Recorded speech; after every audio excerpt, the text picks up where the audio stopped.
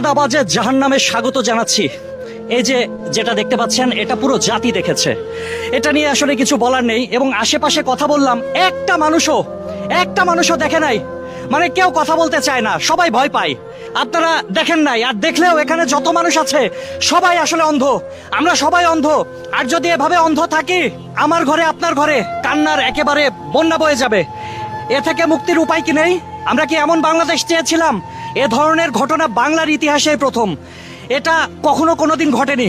আমি শুরুতে বলছিলাম না, চাঁদাবাজের জাহান্নামে স্বাগতম। এই জায়গাটা চাঁদাবাজির জাহান্নাম। এই বাংলাদেশ কি জাহান্নামে পরিণত হয়েছে, মগের মুল্লুক হয়েছে? মানে চাঁদা দেন ভাই, চাঁদা দেন, আর আপনি দিয়ে দিবেন। মানে আমাদের হাত নাই, আমাদের প্রতিবাদ করার ভাষা নাই, এগুলা কি? আজ থেকে বাংলার যে প্রান্তে আনাচে কানাচে জনগণ যদি সোচ্চার হতো, তাহলে এ ধরনের ঘটনা ঘটতো না।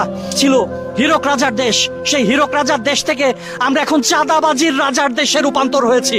এখানে যে একটা দেহ পড়েছিল, কেউ দেখেছেন? ওই যে দেহটা পড়েছিল, এরকম কেউ ছিল যে আমি দেহটা দেখেছি, এরকম কেউ আছেন? নাই ভাই, নাই, আমিও দেখি নাই।